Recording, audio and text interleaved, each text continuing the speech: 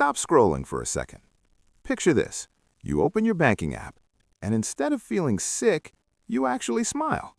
Not a fake everything's fine smile, a real one. Because that coffee you just bought, you didn't have to mentally calculate if it means eating plain rice for 3 days. Most financial YouTubers will tell you the magic number is $1 million, or at least 6 figures. But I'm going to let you in on something almost nobody talks about. There's a much smaller, much more achievable number that completely changes how stressed you feel about money. That number is $30,000. And the craziest part? Most people quit right before they hit it, when they're literally months away from a massive mental and financial shift.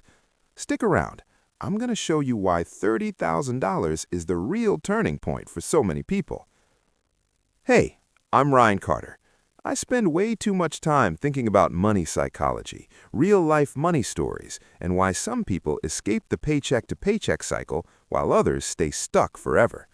If you're tired of generic save more, spend less advice and want to understand what actually moves the needle, hit that subscribe button and turn on notifications.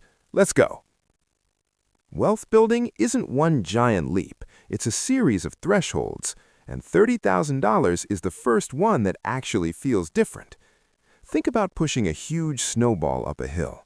At first, it's brutal. You're sweating, your legs are burning, it barely moves. You keep asking yourself, is this even worth it? Then, suddenly, it reaches the top and starts rolling down on its own. It picks up speed, it gets bigger, you barely have to push anymore. That's what $30,000 does to your finances. Everything before that point feels like pushing uphill. Everything after feels like gravity is finally on your side. But it's not just about having more money. Your brain literally starts working differently. When you're living paycheck to paycheck, psychologists call it scarcity mode. Every decision gets filtered through fear. Can I afford this $7 lunch? Should I take this job even though I hate it? If I say no to overtime, will I make rent? Your brain is so busy surviving today that it can't plan for tomorrow. It's like trying to write a business plan while your house is on fire. But once you have $30,000 saved, which for most people is about 3 to 6 months of expenses, something shifts. You're no longer in constant survival mode. You start asking better questions like, how can I grow this? What if I invested this instead of spending it? What opportunities am I missing right now? Research backs this up.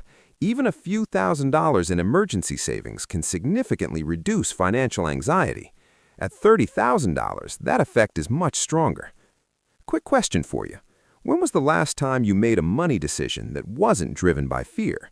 Drop a comment with fear or calm. I'm curious where most of you are right now. The math that feels like magic. Let's look at the numbers, because this is where it gets exciting. Imagine you're saving $1,300 per month and earning a realistic 8% annual return, possible with broad index funds. First $30,000 takes roughly 22 months.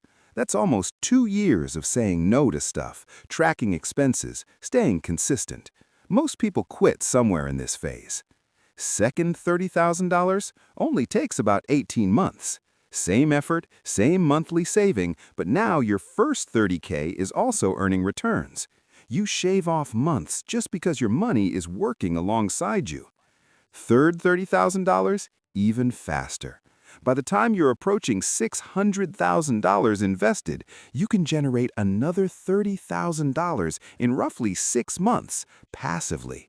You're doing roughly the same work, but the results keep accelerating. That's compound interest doing its thing. Quick engagement break. Pause for a second. Think about your current monthly savings rate. If you saved $1,000 to $1,500 a month, how long do you think it would take you to reach $30,000? Drop your honest guess in the comments. I read them all.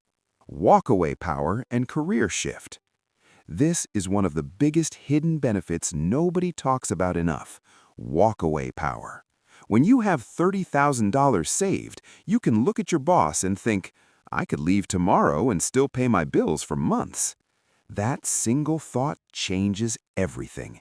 You negotiate harder, you're more willing to push back on unreasonable demands. You take calculated risks, apply for better jobs, ask for raises, take on stretch projects. Often, you don't even need to leave, just knowing you could changes your energy.